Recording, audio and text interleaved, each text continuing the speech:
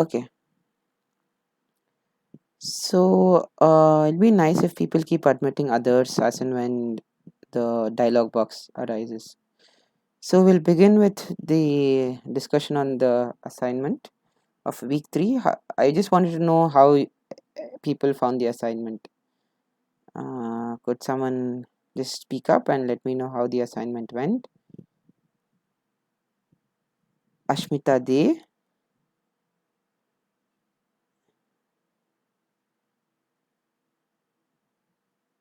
Okay, Ashmita. Uh, Sunita.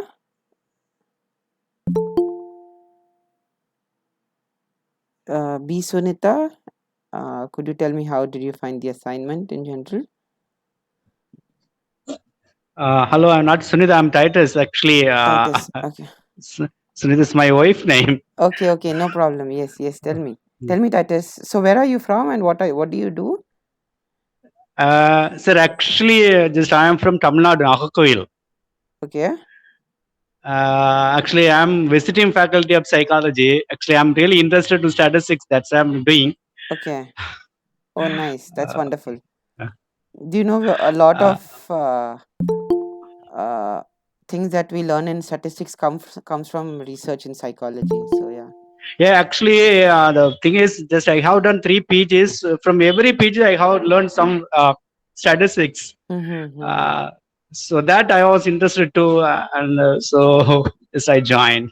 Okay. Great. Great. Yeah. So tell me, how did you find the assignment in general, or the course till now? Yeah, actually, just you mean the third assignment or the last 2 assignments? The third assignment, and and before that also, like how the course is going on, and do you think Yeah, it's everything is fine. It's good? fine. So, really, it's benefiting. And Okay. also one more thing is, I mean, the few days ago, just he also sent some how to, the solution for every, Yeah. assignment questions. Yes. That was Yes. very wonderful. So Okay. helped me to learn many things. Okay. Great. Great. Great. That's great. Yeah. And also the present. Thank you, sir. Thank you, Yeah. sir. No. You, Please you start. you can you can Thank you you. can tell me. Yeah. Yeah. You can go No, on. no, no, no problem, no problem, no problem. Actually, I know it's okay, sir. You can start, no Uh, problem. Thank you. okay. Great. Then we will start with the assignment, and if any one of you has doubts, you can let me know. Okay, now a lot of this assignment was based on probability. I thought at least there were at least 3 to 4 questions on probability. Are people well versed with probability? Like, have some introduction to probability and what it is? Like, just very simple things as to what is a what an event is, what a sample space is, and things like that. For example, maybe I can ask Dr. Ashok. Dr. Ashok Kumar, you there? Okay, no. Damini Singh, could you speak up and let me know whether you have some idea of probabilities and what do you think? What do you think of them? Okay. Bijan Saha, am I audible to everyone? Hello, sir. I am Dr. Ashok Kumar Mondal from Kolkata. Yes, yes. Tell me, Ashok.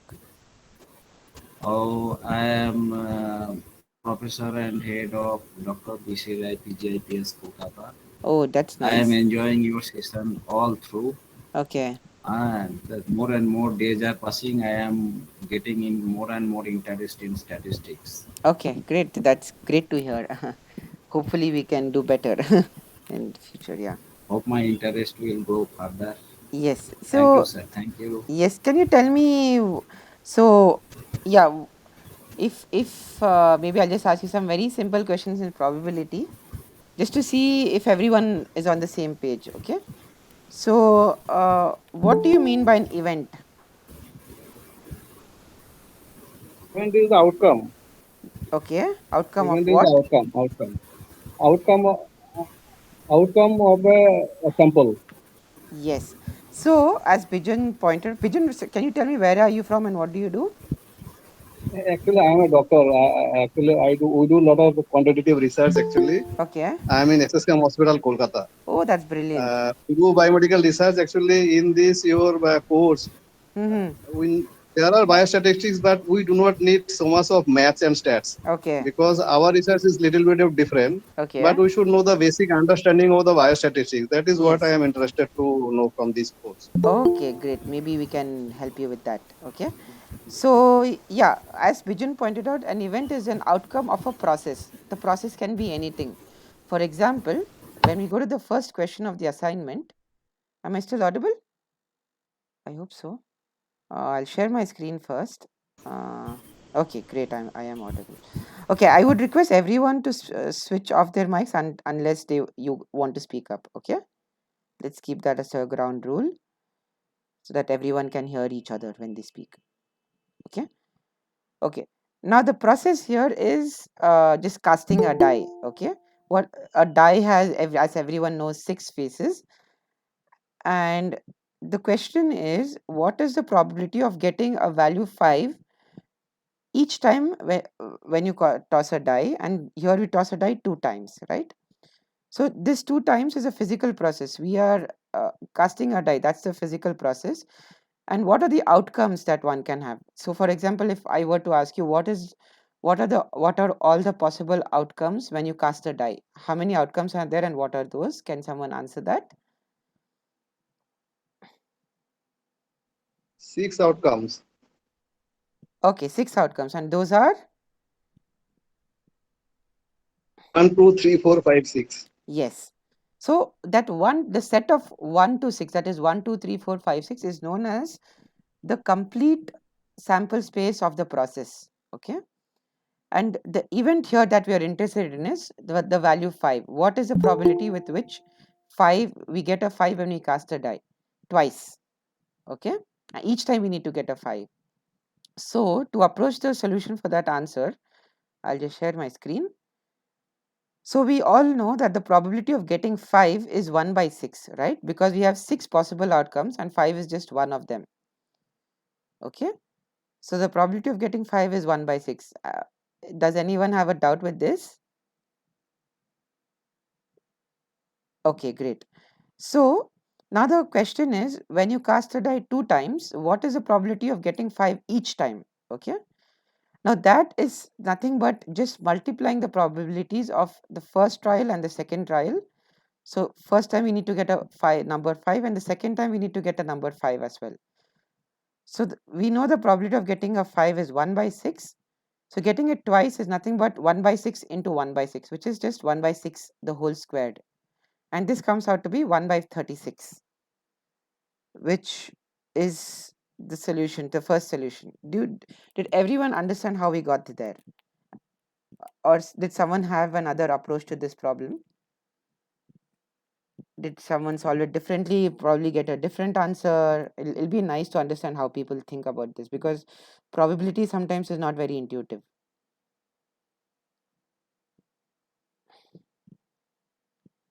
uh Gayatri Kulkarni.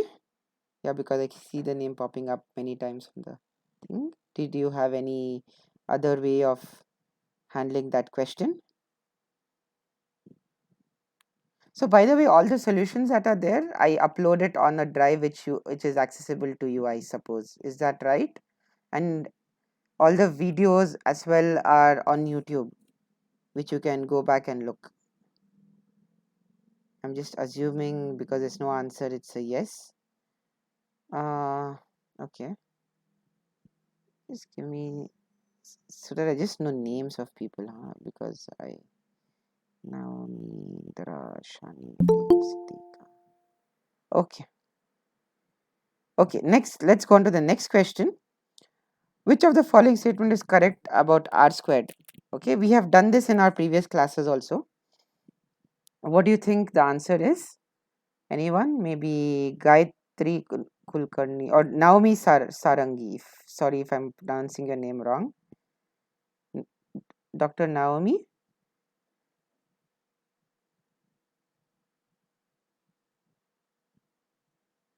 Or what do you think the answer? Yeah. First option is surely not the answer. Okay. This R square is Oh, error square. So okay. first option is eliminated as well as fourth is eliminated. Okay. Confused between second and third because Okay. correlation. Great, great, great that you raised it up. So the answer is basically goodness of fit. Now it's very similar, r squared and r. When you just have r, it is the correlation coefficient, which you said correctly. And when we square that value, we get goodness of fit. R squared is basically, if I would write it in another way, the percentage of data explained by the fitted model. Okay. For example, what is a model? I'll tell you what a model is. Let me show you this graph. Now you see these points here, right? You have blue 4 points. Those are actual data. And the model that we are fitting is a straight line. Okay. Now when you plot this line, it gives you an r squared value. This is nothing but the goodness of it, how well the data is fitting to the blue dots are fitting to the line. When we just have r, it gives you, which is basically the square root of this, that gives you the correlation coefficient. And we assign a value of positive. So a square root can have a positive or negative sign, right? It's positive, negative depending on how the data is with respect to x and y. For example, here it's increasing, so it's a positive sign. It's a positive correlation. If it's negative, we write as a negative, but it's basically the square root of r. Okay. So yeah, r squared is nothing but the goodness of fit, whereas r, the square root of r, is the correlation coefficient. We assign a positive and negative value depending on whether it's increasing or decreasing. Is that okay, Dr. Naomi? So it was Gayatri Kulkarni. I Gayatri understood Kulkarni. your explanation. Okay. Okay, great. Next question is calculate the sample covariance for the data set given below. What do you mean by covariance? Shifa Siddiqui, could you please speak up? Shifa Siddiqui.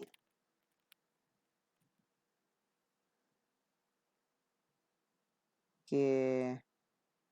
I just can't admit all because I'm not seeing the screen. If it's possible for you guys to do it, please do it. Yeah. Yes, ma'am. Is this Shifa Siddiqui? Yes. Can you tell me what do you mean by covariance? In just simple language, what do you mean by what have you understood so far by the meaning of covariance?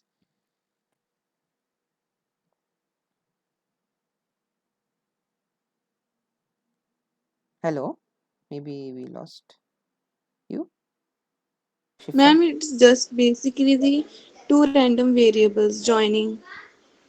Yeah, covariance tells you the relationship between those two random variables. For example, between x and y. Okay, Yes. and the correlation coefficient so also is related to the covariance. If I show you the relationship,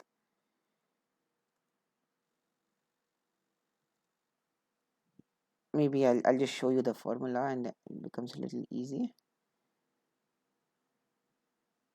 So this is covariance, right? X minus mean of x, expectation of x minus mean of x into y minus mean of y.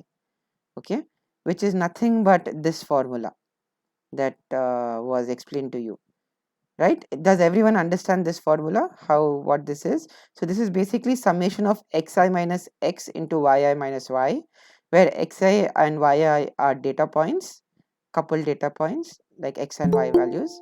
X is the mean of the data set x and y is the mean of data set y, and n is the total number of data points you have. So it's sigma xi minus x into yi minus y and the whole summation divided by n minus 1. This is the covariance of a sample. Did everyone understand this formula? That's the covariance. It simply tells you how one set of random variable is related, how x and y are related. Okay, how x co-varies with y. Is that it's just a mathematical thing here, but the literal meaning of that is how x varies with y. That's why we call it as covariance. Okay. And correlation coefficient is nothing but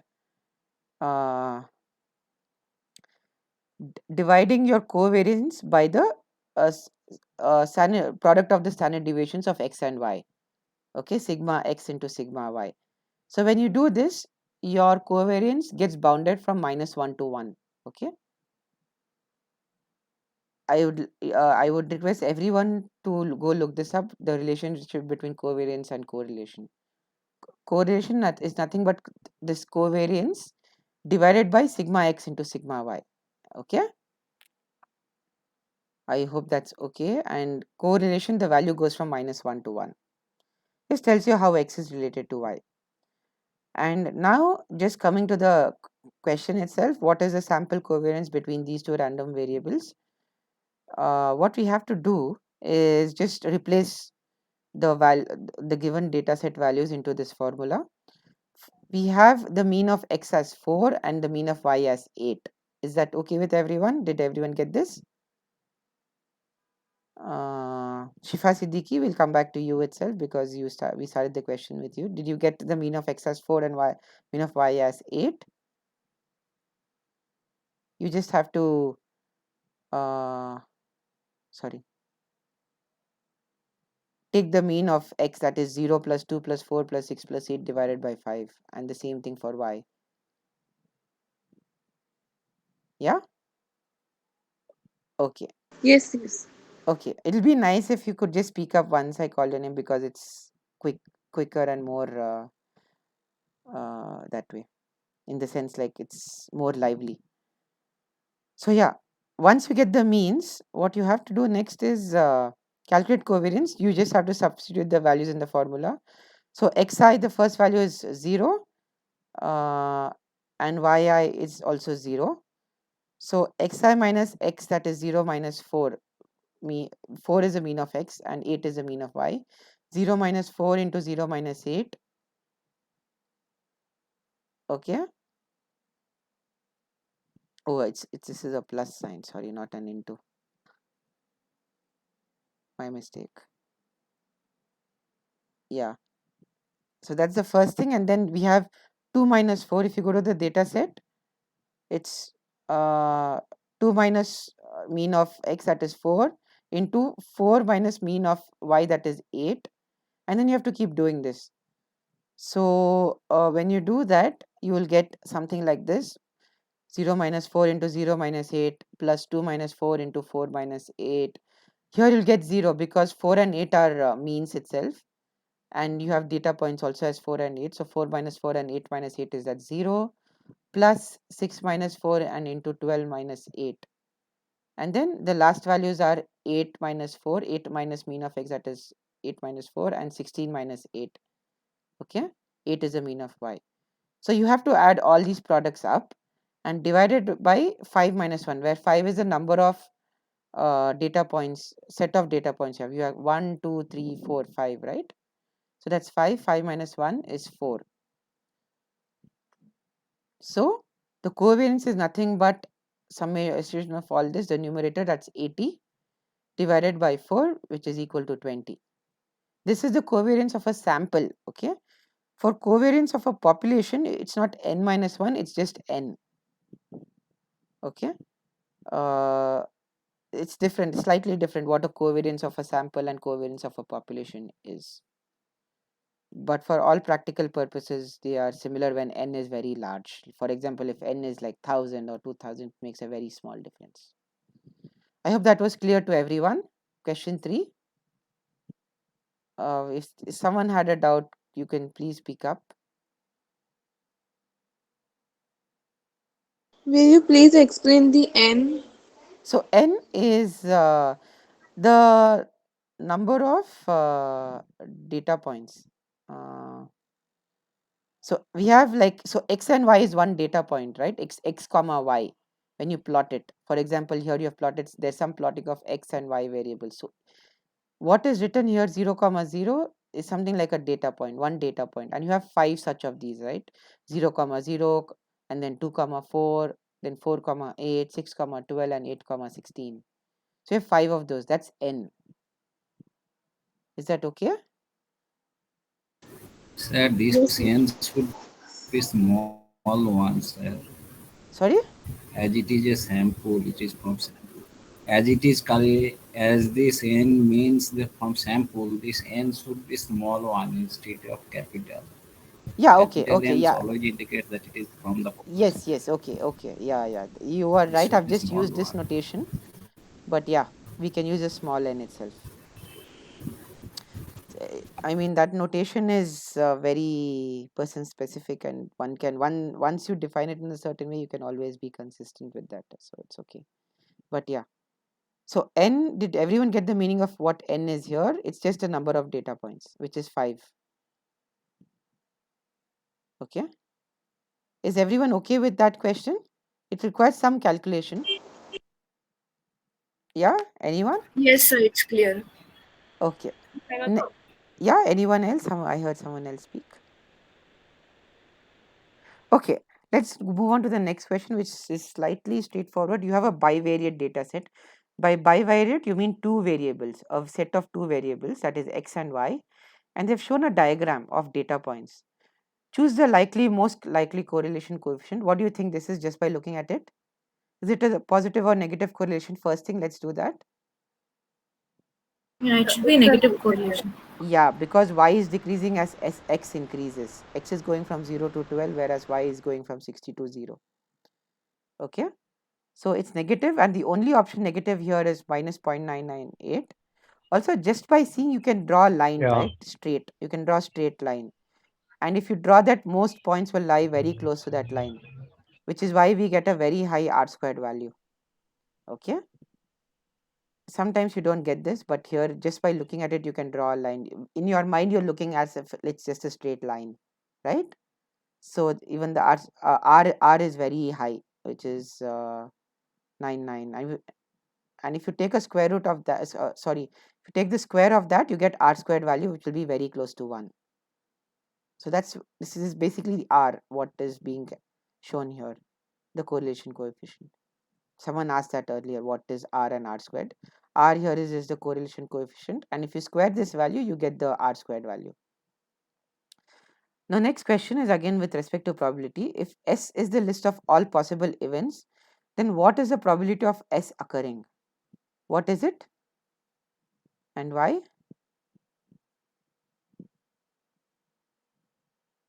If S is all possible events that can occur, what is the probability of S occurring? Yeah, anyone? Maybe uh, yeah. Shobha, could you tell me what do you mean by the question and what the answer is? Shobha Kota.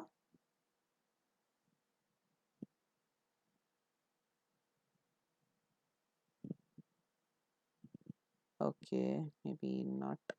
Venkata Kumaraswamy, I think. Venkata?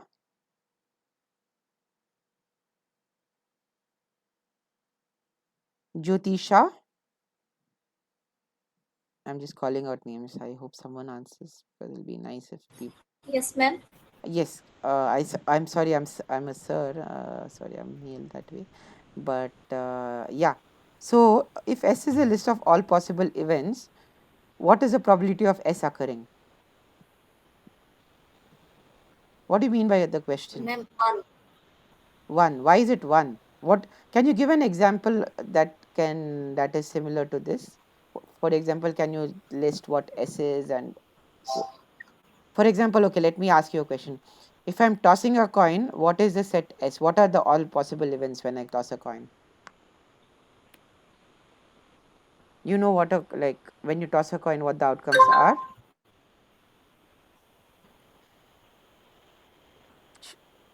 Yeah, Jyoti? Like what do you get when you toss a coin? What all can you get when you toss a coin? I'm sure you must have seen some amount of. Head and tail. Yes, head and tail. Yes. When you toss a coin, like in a cricket match or something at the start, there's a head and tail. And those are all possible events that can happen when you toss a coin. And what is the probability of those happening? is 1 because it's just all the possible events, right? So anytime you toss a coin, you will either get a head or a tail. And the question is basically that what is the possibility of getting all those events? It's just 1. For a die, it could be all possible events are as someone else mentioned. So 1, 2, 3, 4, 5, 6. And what is the probability of them occurring? It's 1 because you can get any of those when you cast a die. The next question is given a set of 1, 2, 3, whatever these numbers are, and you have two other sets E3 and E4. How many elements are there in the set S minus E3 minus E4? I think this is a little straightforward, but requires a little calculation. Could someone tell me how you would approach it? Indra G, could you speak up?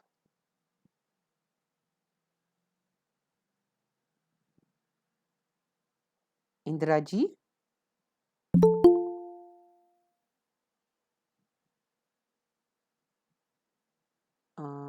Manish Sahu. Manish. Yes, I heard some mic go up. Manish Sahu.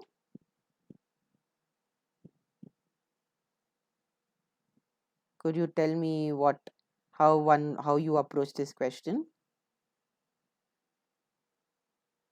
Shani Ali, maybe Mohammad Shani Ali.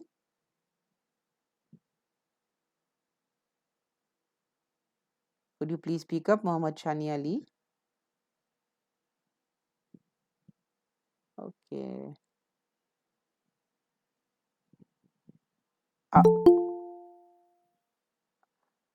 Ashmita De, are you still there? I think you joined the class very early. Ashmita De. Okay, maybe I'll just move on with the solution. So there are these elements, right? 1, 2, 3, whatever. And E3 has these elements and E4 has these elements. What you have to simply do is whatever elements are in E and E4, E3 and E4, you need to scratch them out from S. If you do that, you will see that 2 is there in S, 3 is there in S, 1 is there in S, 6 is there in S, 11 is there in S. So keep scratching those out. And you likewise you have again 1 we have already scratched out, 3 we have already scratched out, 5 we need to scratch out, 7 and 10. When we remove all these elements, what are you left with? You're left with elements like 4, then 8, 9, and then 12, 14. Yeah, so if you count all of those elements, there will be 6 elements. So when you just remove all these elements that are in Five E3 elements. sorry, Five elements. 4, 8, 9, 12, 40. 6, right? If you see 4, 8, 9, 8. 10. So 10 we remove, right? Because 10 is there in Uh-huh. E4. So 4, 8, 8. 9, 12, and 40. 5 elements. Oh, yes, yes, yes. Wait, I must have done some 5 and then 3 here, 8. How many elements are here? 8, 10, and yes, 5 elements. Yes, yes, there should be 5. Yeah, sorry, I missed that. Okay, then next question is so yes, the answer to this is 5 because once you remove these elements, you just get 5 remaining. Okay. Next, for a roll of an unbiased dice, again 3 times, what is the probability of getting value 1 showing up all the 3 times? This is very similar to the question we did earlier, where we had number 5, how many times number 5 comes when you toss a die twice. This was just getting number 1 when we cast a die 3 times. So to do that, the probability of getting 1 is just 1 by 6, and the probability of getting 1 3 times, when you cast the die 3 times, is just multiplying those probabilities 3 times. That is 1 by 6 into 1 by 6 into 1 by 6, which is 1 by 6 cube, and that's equal to 1 by 216. Okay. Is that okay with everyone? This is very similar to the question we did earlier. Does anyone have any doubt with that?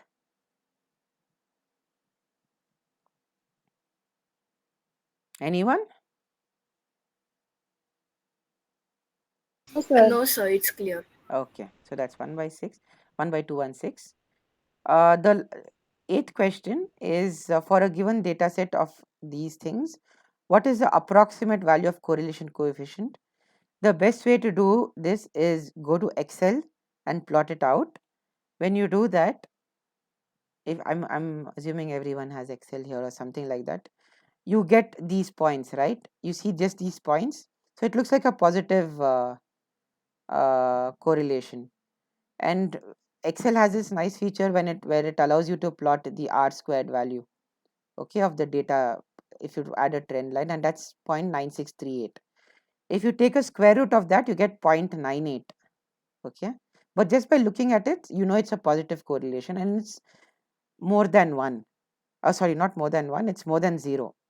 So it's a positive correlation, and in the options it's only this one thing that's very close to that, that's 1. Okay, the actual value of R, that is the correlation coefficient, is, if I show you, it's 0.98. How do you get that? When you get the R squared value from Excel, you just take the square root of that. That's 0.98. And we take a positive square root because it's increasing. Y is increasing with X. Okay, is that clear to everyone? So the answer is 1 for question 8. Is that okay?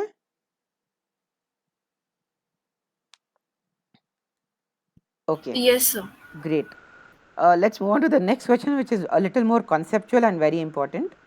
What is the probability? So do you know what this is? What this is formally called in mathematics? Anyone? I think it's called a Venn diagram. Yes, it's called a Venn diagram. May I know who spoke up? Sex. Venn diagram. This is Venn diagram. May I know who spoke up? It is the Venn diagram. Can you tell me where you are from so that we get a feel from what the diversity of the class is? In just like what are you doing? Where are you from? And things like that. Uh, One who spoke up. Your name also, please. Sorry, there's a lot of static. I think someone has to mute their mic while others speak. Yeah. So someone told me Venn diagram. Can you tell me your name and what are you doing, please? It'll be nice. I heard someone's voice say Venn diagram. I am Ashok. Ashok. I am Okay. Ashok from Kolkata. Okay, Ashok. And what do you do? From Kolkata. I am a medical teacher, Oh, wow. Okay. Okay. medical faculty. Oh, nice. Nice. So yeah. So now when you have Venn diagrams, these are basically to represent sets. Okay. This is the set of A, this circle, and this is a set of B, that is a B circle. And there are some operations that you can do. For example, this shaded region, can you please, whoever is mic is on, can you please switch it off? It'll be nice. Yeah. So this is a Venn diagram. The circle, this circle is known as the set of A, and this circle is known as the set of B. So all elements of set of A belong in this circle, all elements of set of B belong in this circle. And the shaded region is basically where A and B intersect. Basically, it means the elements or elements that are common to both A and B. And this unshaded region of A is elements that belong only to A and not to B. And here it is basically elements that belong only to B and not to A. Okay, this unshaded region, this crescent moon kind of thing. Maybe it'll be nice if we had color and things like that for me to show you. Now the question is, what is the probability of only event B occurring? What do you mean by that is, what is the probability of elements that are B, only those occurring and exclusive to B and not in A? So to do that, what we have to do is first calculate the number of elements in B or the probability of B, that's P of B. and then you need to subtract some elements that were common to A, right? And that is nothing but just this shaded region. The shaded region is nothing but the intersection of both sets A and B. So what you have to do is you have to calculate probability of B minus probability of A intersection B. When you do that, you get only events that are there in B. So you get this. Is that okay? Was I a little fast with that? Because this is slightly more conceptual and very important. Is that Yes, sir. maybe I'll show you some operations on sets to get a better feel for this. All of this is there on basic Wikipedia if you just Google it. Okay, so what do you mean by union of sets and intersection and things? So you have A and B, right? So when you do A union B or B union A, it's basically including all the sets in these two circles. Okay, that's A union B. A intersection B is what we just calculated, just elements that are common to A and B. So this shaded region. Okay, and you can do this with many things. This is A complement. For example, if you have a larger set S and you have a set A complement is basically the sets outside A, which is this shaded region outside. Okay, just this gray region and not in A. That's A complement. And A minus B is nothing but set in A minus if you remove all the sets in B. So that's A minus B. You get this, only this, which is also the solution for that question. You know, we can also do the other solution for this is nothing but P of B minus P of A. You will also get only this part. But since that option is not there, the other answer is this. But the other answer to this is P of B minus P of A. Okay. So you see how that is happening? If you remove all elements of A from B, you get that. So you can do that P of B minus P of A, which is nothing but this also. Okay. Is that okay with everyone? It's a nice. Yes, sir. Okay, great. And the last one is very simple. Which statistical measure is used to quantify symmetry of a distribution? It's nothing but skewness. Okay. For example, if I just show you what skewness is for symmetric or non-symmetric data. So this center is very symmetric. Okay. So the skew is 0. But on this, it's a little towards, you have a fat tail and a little, the mode is on the left of the mean. This is a positive skew. And when the mode is towards the right of the mean, it's a negative skew. Whereas if the skew is 0, it's a symmetric distribution. A Gaussian is a symmetric distribution. That's why its skew is 0. Whereas this is not. Did you understand what skewness gives? It gives you a feel for the symmetry of the data. So the answer to the last question as to how do you quantify symmetry of data is basically skewness. It's the fourth moment. We have moments, right? We have the first moment is the mean, the second is the variance, the third is the kurtosis, and the fourth is the skew of the data. So yeah, this is the fourth moment. With that, we come to the end of the assignment. Were there any questions that anyone of you had or still have? Any clarifications needed with respect to the questions or the course itself so far? Anyone?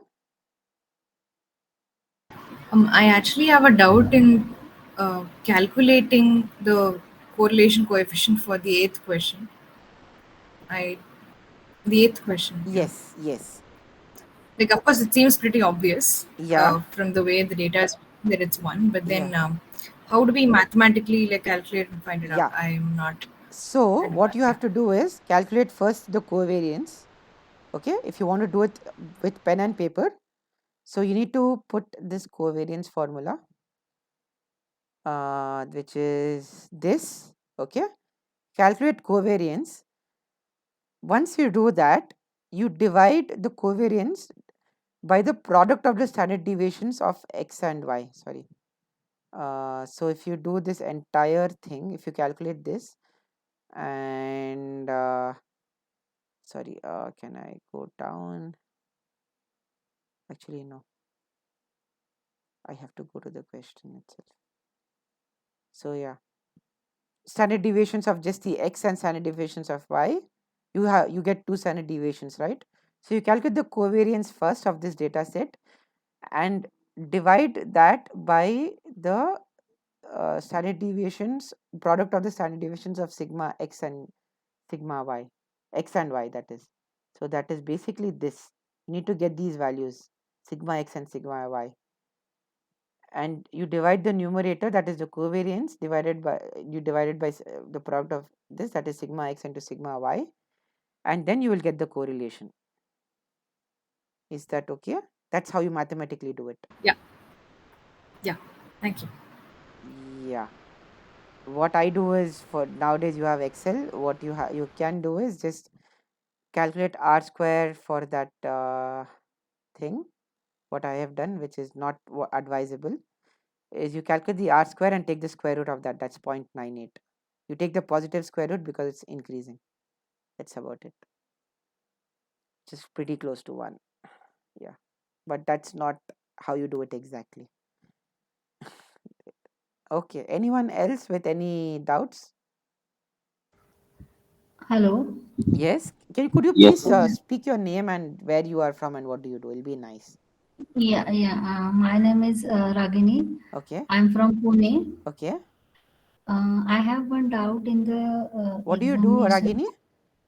I'm a lecturer, Okay, great. In which field, which subject? statistics Oh, only. wow. Okay. Yeah, tell me, Yeah. say, Ragini. Yeah, actually, in the exam, can we use Excel? I don't think so. I don't know actually. Uh, but I actually don't know. I am not Okay. aware of that, what is Okay. doable or not. Okay. From where we get this information? Because if we see the correlation, if we need to find out the correlation, a lot of calculation we need to do, right? Yeah. Covariance, I variances. think you can. I am not aware where these guidelines are. Uh, I'm so sorry, but maybe what you can do is write a mail to or just in the chat box, not chat box, that forum, as to what is allowed and not allowed, like asking a question and maybe it'll be answered there. Okay, okay, okay, Yeah, fine. there's a forum, I Okay, suppose, for that. Yeah. okay, okay, fine. Yeah. Thank you Anyone so much. else? Yeah. Thank you so much. Anyone else?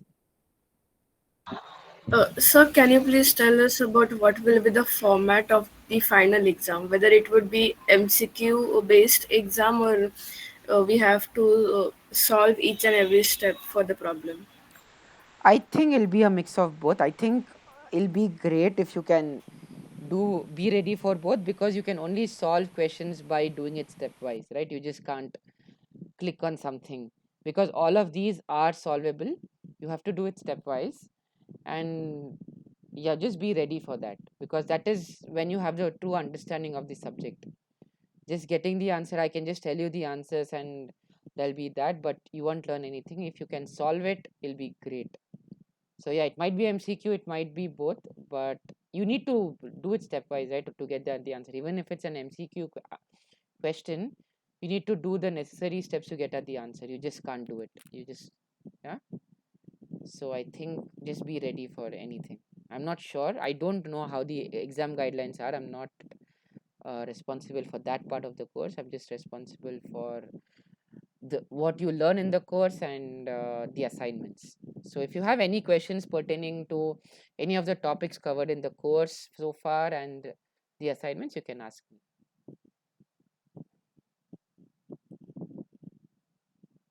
But the exam itself, I'm not very sure.